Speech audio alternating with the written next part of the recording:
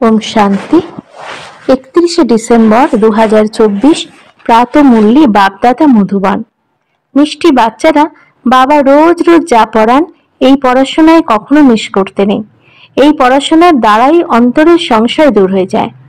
প্রশ্ন: বাবা হৃদয়কে জয় করার যুক্তি কি? উত্তর: বাবা হৃদয় জয় করতে হলে যতক্ষণ সঙ্গম যুগ আছে ততক্ষণ বাবার কাছে কিছুই লুকিও না। নিজের চরিত্রের উপরে সম্পূর্ণ মনোযোগ দাও। আর যদি কোনো পাপকর্ম হয়ে যায় তখন অবিনাশী ডাক্তারকে বললে হালকা হয়ে যাবে। বাবা যে শিক্ষা দিচ্ছেন এটাই হলো তার দয়া, কৃপা বা আশীর্বাদ। তাই বাবার থেকে দয়া বা কৃপা চাওয়ার পরিবর্তে নিজেই নিজের উপরে কৃপা করো। এইরকম পুরুষার্থ করে বাবার হৃদয়কে জয় করে নাও। ওম শান্তি। এখন আত্মিক বাচ্চারা এটা তো জেনে গেছে যে নতুন দুনিয়ায় হলো সুখ আর পুরনো দুনিয়াতে দুঃখ। এই দুঃখতেই সবাই দুঃখী হয়ে যায় আর সুখেতে সবাই সুখী হয়ে যায়। সুখের দুনিয়াতে দুঃখের নাম লক্ষণও থাকবে না, আবার যেখানে দুঃখ আছে সেখানে সুখেরও নাম লক্ষণ নেই। যেখানে পাপ আছে সেখানে পুণ্যের নাম লক্ষণ নেই, যেখানে পুণ্য আছে সেখানে পাপের নাম লক্ষণ নেই। সেটা কোন জায়গা? এক হলো সত্যযুগ, যেখানে কেবলই সুখ, অন্যটি হলো কলিযুগ, যেখানে কেবলই দুঃখ। এটা তো বাচ্চাদের বুদ্ধিতে অবশ্যই থাকা উচিত। এখন দুঃখের সময় সম্পূর্ণ হয়েছে আর সত্য যুগের জন্য প্রস্তুতি চলছে। আমরা এখন এই পতিত ছিছি দুনিয়া থেকেও পারে সত্য যুগ অর্থাৎ রাম রাজ্যে যাচ্ছি। নতুন দুনিয়াতে হলো সুখ, পুরনো দুনিয়াতে হলো দুঃখ। এমন নয় যিনি সুখ দান করেন তিনি দুঃখ দেন, না, সুখ বাবা দেন, দুঃখ মায়া রাবণ দেয়। তাই ওই শত্রুর এফেজি তৈরি করে প্রত্যেক বছর পোড়ানো হয়। দুঃখ দেয় যে সর্বদাই তাকে পুড়িয়ে দেওয়া হয়। বাচ্চারা জানে যখন তার রাজ্য সম্পূর্ণ হয় তখন তাকে চিরদিনের জন্য শেষ করে দেওয়া হয়। 5 বিকারী সবাইকে আদি মধ্য অন্ত দুঃখ দিয়ে এসেছে। তুমি এখানে বসে আছো, তবুও তোমাদের বুদ্ধিতে এটাই থাকে আমরা বাবার কাছে এসেছি। রাবণকে তো তোমরা বাবা বলতে পারো না। কখনো শুনেছ কি রাবণকে পরমপিতা পরমাত্মা কেউ বলেছে?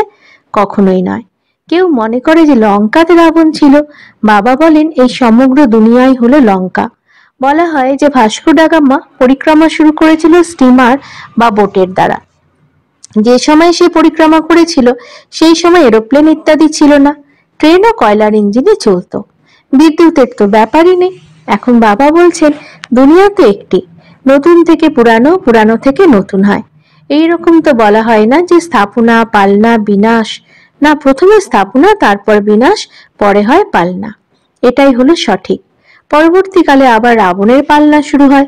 সেটা হলো নোংরা বিকারী পতিত হওয়ার পালনা, যার দ্বারা সবাই দুঃখী হয়ে যায়। বাবা তো কাউকে কখনো দুঃখ দেন না। এখানে তমপ্রধান হওয়ার কারণে বাবাকে সর্বব্যাপী বলে দেয়। দেখো এখন কি হয়ে গেছে। এটাই তো চলতে ফিরতে তোমাদের বাচ্চাদের বুদ্ধিতে রাখতে হবে। আছে তো খুবই সহজ, কেবল পরমাত্মার কথা। মুসলমানরাও বলে যে উঠে আল্লাহকে স্মরণ করো, তারা নিজেরাও খুব সকালে ওঠে। বলে যে আল্লাহ বা খুদাকে স্মরণ করো, তোমরা বলো বাবাকে স্মরণ করো। বাবা শব্দটি খুবই মিষ্টি। আল্লাহ বললে বাবার আশীর্বাদ স্মরণে আসবে না, বাবা বললে আশীর্বাদ স্মরণে এসে যায়। মুসলমানরা বাবা বলে না, তারা আবার আল্লাহ মিয়া বলে, মিয়া বিবি। এইসব শব্দগুলো ভারতেই আছে। পরমপিতা পরমাত্মা বললে শিবলিঙ্গ স্মরণে এসে যায়। ইউরোপবাসীরা আবার গডফাদার বলে ডাকে। ভারতে তো নুড়ি পাথরকেও ভগবান মনে করে। শিবলিঙ্গ পাথরের হয়ে থাকে। মনে করে যে পাথরের মধ্যে ভগবান বসে আছেন। ভগবানকে স্মরণ করলে পাথরই সামনে এসে যায়। পাথরকে ভগবান মনে করে পুজো করে। পাথর কোথা থেকে আসে?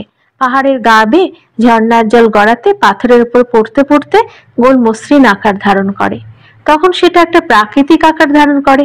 দেবী দেবতাদের মূর্তি এরকম হয় না। পাথর কেটে কেটে কান, মুখ, নাক, চোখ ইত্যাদি কত সুন্দর মূর্তি তৈরি করে। এর পিছনে অনেক ব্যয় করে। শিব বাবার মূর্তি তৈরি করতে কোনো ব্যয় ইত্যাদির ব্যাপার নেই। এখন তোমরা বাচ্চারা বুঝে গেছো আমরাই সেই দেবী দেবতা চৈতন্য স্বরূপ নিজে তৈরি হচ্ছি। যখন তোমরা চৈতন্য থাকবে তখন তোমাদের পূজা ইত্যাদি হবে না।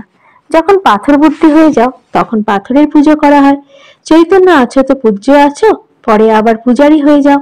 সত্য যুগে না কোনো পূজারি থাকে, না কোনো পাথরের মূর্তি হয়, দরকার নেই। যিনি চৈতন্য ছিলেন তার চিহ্ন স্বরূপ মন্দিরে পাথরকে রাখা হয়। এখন এই দেবী দেবতাদের কাহিনী তোমরা বুঝতে পেরে গেছো যে দেবী দেবতাদের জীবন কেমন ছিল। সেটাই আবার রিপিট হয়। পূর্বে জ্ঞান চক্ষু ছিল না, যেরকম পাথর বুদ্ধি ছিলে। এখন বাবার দ্বারা যে জ্ঞান প্রাপ্ত হয়, জ্ঞান একই আছে, কিন্তু ধারণ করে নম্বরের ক্রমানুসারে। তোমাদের রুদ্রমালা এই ধারণা অনুসারেই তৈরি হয়। এক হলো রুদ্রমালা, আরেকটি হলো রুন্ডমালা। এক হলো ভাইদের, দ্বিতীয়টি হলো ভাই বোনেদের। এটা তো বুদ্ধিতে আছে। আমরা আত্মারা হলাম খুবই ছোট ছোট বিন্দুর মতো। গীতও আছে ভ্রুকুটির মাঝে ঝলমল করে আকাশ সূর্য তারা। এখন তোমরা বুঝে গেছো যে আমি আত্মা হলাম চৈতন্য স্বরূপ, একটি ছোট্ট তারার মতো। পুনরায় যখন গর্ভের মধ্যে প্রবেশ করো, তখন প্রথমে কত ছোট আকার হয়, পরে কতই না বড় হয়ে যায়। সেই আত্মাই নিজের শরীর দ্বারা অবিনাশী ভূমিকা পালন করতে থাকে। এই শরীরকেই সবাই স্মরণ করতে শুরু করে। এই শরীরই ভালো বা মন্দ হওয়ার কারণে সবাইকে আকৃষ্ট করে। সত্য যুগে এইরকম বলবে না যে আত্ম অভিমানী হও, নিজেকে আত্মা মনে করো। এই জ্ঞান তোমাদের এখনই প্রাপ্ত হয়, কেননা তোমরা জেনে গেছো যে এখন আত্মা পতিত হয়ে গেছে। পতিত হওয়ার কারণে যে কর্ম করে, সেই সব কর্ম ভুল হয়ে যায়। বাবা এসে সঠিক কর্ম করতে শেখান, মায়া ভুল কর্ম করায়। সব থেকে ভুল কাজ হলো বাবাকে সর্বব্যাপী বলা। আত্মা যে অভিনয় করে সেটা অবিনাশী হয়, তাকে পোড়ানো যায় না, তাকে পূজা করা হয়। শরীরকে পোড়ানো হয়। আত্মা যখন শরীর ত্যাগ করে, তখন শরীরকে পুড়িয়ে দেয়। আত্মা অন্য এক শরীরে প্রবেশ করে। আত্মা ছাড়া শরীর 2-4 দিনও রাখা যায় না। অনেকে তো আবার শরীরের মধ্যে ওষুধ লাগিয়ে রেখে দেয়, কিন্তু তাতে লাভ কি? খ্রিস্টানদের একজন সেন্ট জেভিয়ার, স্পেনের একজন ক্যাথলিক মিশনারি, যিনি সোসাইটি অফ জেসাস ফাউন্ডার, তিনি আছেন, বলেন যে তার শরীর এখনো রাখা আছে। তারও এক মন্দির বানানো হয়েছে, কাউকে দেখানো হয় না, কেবলমাত্র তার পা দেখানো হয়। বলে কেউ যদি পাকে স্পর্শ করতে পারে, তাহলে তার কোনো অসুখ বিসুখ হয় না। পা স্পর্শ করলে মানুষ সুস্থ হয়ে যায়।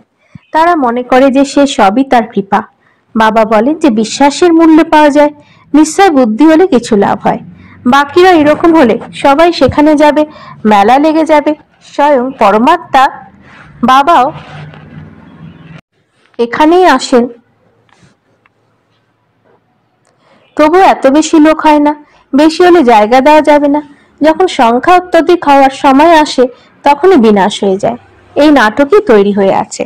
এর আদি বা অন্ত নেই। তবে হ্যাঁ, কল্প বৃক্ষের জরাজীর্ণ অবস্থা হয়ে যায়, অর্থাৎ তমপ্রধান হয়ে যায়, তখনই বৃক্ষ পরিবর্তিত হয়ে যায়। এই অসীম জগতের বৃক্ষ হলো অনেক বড়। প্রথমে তিনিই আসবেন যাকে প্রথম নম্বরে যেতে হবে। নম্বরের ক্রমানুসারে আসবে, তাই না? সব সূর্যবংশীরা তো একসঙ্গে আসবে না, চন্দ্রবংশীরাও সবাই একসঙ্গে আসবে না। নম্বরের ক্রমের মালানুসারে আসবে।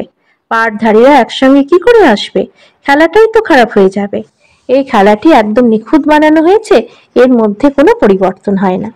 মিষ্টি মিষ্টি বাচ্চারা যখন এখানে বসো, তখন বুদ্ধিতে এটাই স্মরণে থাকা চাই। অন্যান্য সৎসঙ্গে তো অন্যান্য কথাগুলি বুদ্ধিতে আসে। এখানে তো হলো একটাই পড়া, যার দ্বারা তোমাদের উপার্জন হয়। ওইসব শাস্ত্রাদি পড়ে তো কিছু উপার্জন হয় না। তবে হ্যাঁ, কিছু কিছু কথা ভালো অবশ্যই আছে। শাস্ত্র গ্রন্থ পড়তে বসলে এটা নয় যে সবাই নির্বিকারী হয়ে যাবে। বাবা বলেন এই দুনিয়াতে সবাই ভ্রষ্টাচারের দ্বারাই জন্মগ্রহণ করে। বাচ্চারা, তোমাদেরকে যদি কেউ জিজ্ঞাসা করে সেখানে জন্ম কিভাবে হবে, তবে বলো সেখানে তো 5 বিকার থাকবে না, যোগ বলের দ্বারা বাচ্চা জন্মগ্রহণ করবে। প্রথমেই সাক্ষাৎকার হয়ে যায় যে বাচ্চা আসছে, সেখানে বিকারের কোনো প্রশ্ন নেই। এখানে তো বাচ্চাদেরকেও মায়া পতিত করে দেয়। কেউ কেউ তো আবার বাবাকে সে শোনায়, না শোনালে 100 গুণ শাস্তি পেতে হবে।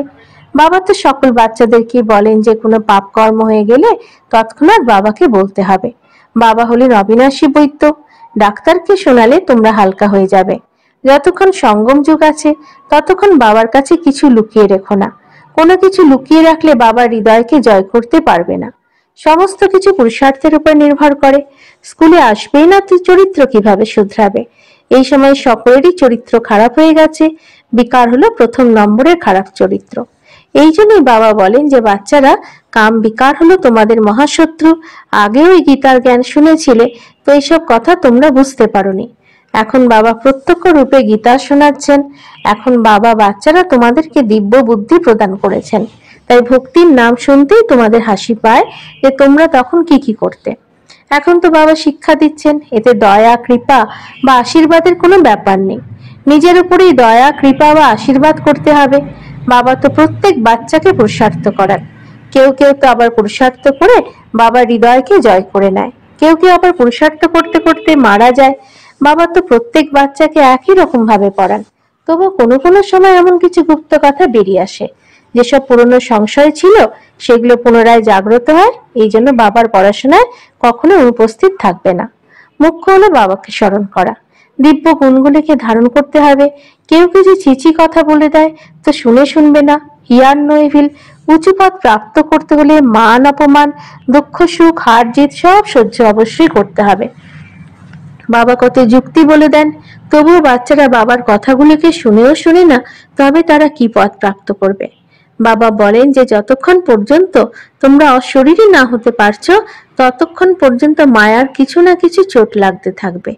বাবার কথা না মানলে তো বাবাকে অসম্মান করা হয়।